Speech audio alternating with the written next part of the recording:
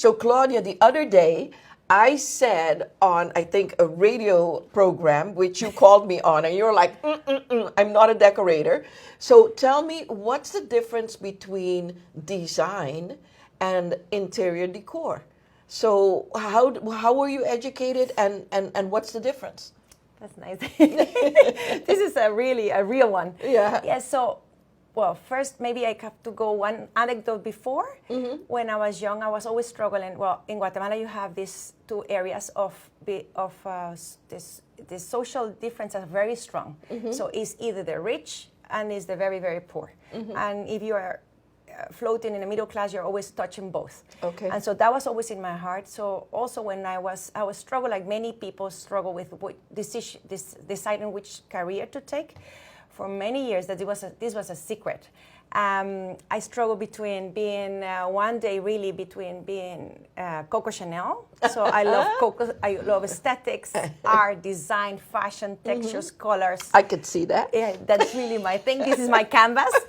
I really dress for me. I don't dress for other people. Right. But yes, so that was one thing. And then the next day, it was this dichotomy. The next day was all about being Mother Teresa. Okay. And this is very serious. I mean, it's really one thing and the other. So you can imagine trying to find a balance was very between difficult. the two. Yes. And so it was a moment that I also sought to become a lawyer, again, with the same thought I think it's this justice, fairness thing in my heart. So at the end, they said, okay, no, the push is definitely design. So I stay there. So you do the 4 years of school, design school.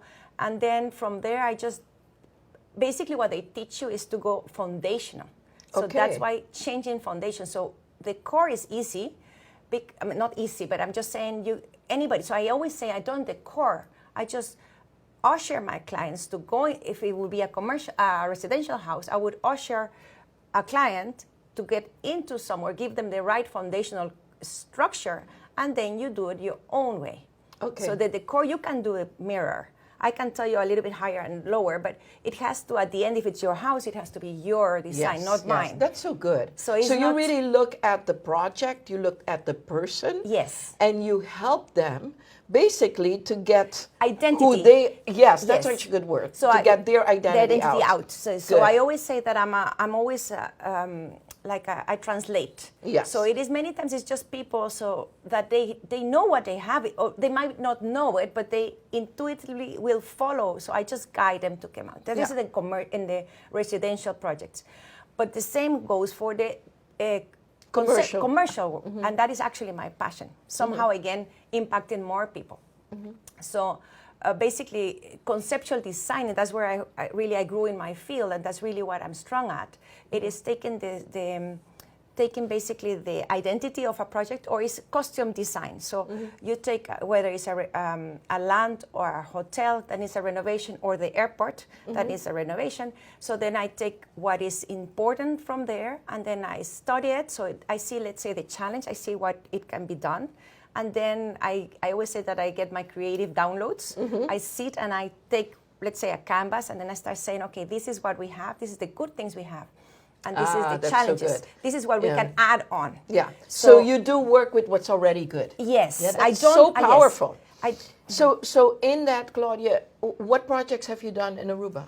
Oh, my goodness. A lot of people know me for many projects because I have had the great, I am so grateful that I have been 25 years with my company. So people know me for many projects. People know me for sure for the airport. I work as a conceptual designer for 12 years, which has been was remarkable. You did the whole exterior of the airport. Interior, you did all of yes. that. And in it, I had people who understood concepts. So I would say, no, we keep this. Basically, it's enhancing what we already have. Yeah. And then add on. You don't have to, I think it's like you don't have to break everything and then start anew. No, you take what is good in the place. Yeah. And from there you build on. That is fantastic. Yeah, so some other projects that yes, so the airport was 12 years. Then I've been, people remind me now, I think it's very fresh, is the Boardwalk Hotel. That has been my baby. It's been fantastic job you did there. Oh, my goodness. It is so lovely. Yeah, so it's been my baby. The 7 years working, the first part of the renovation, and then the second part of it. So it was, again, the challenge for me was to to take the first part of the project and bring the identity to the new part. So you don't want people to find two parts. It has to be one identity. Yeah, yeah. So I think, yes, it's been beautiful. I still get messages and emails from clients from other projects who said, this is you. So I'm a little Wonderful. particular.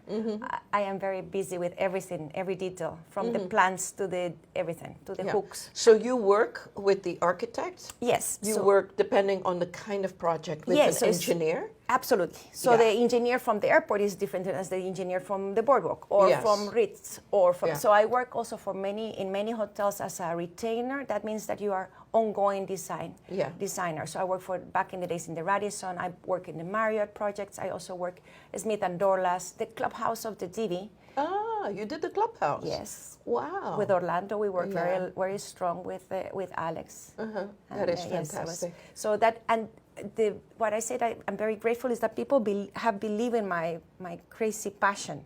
I think passion is a tool that even if you don't have a talent, you can really build with this because it's honest. Yes. So even if you don't know, you build up on the way. It's a raw, honest energy. Yes, is passion in whatever field. Yes. And I think the most difficult people to work with are people that don't have passion in an area. And we know you don't lack it.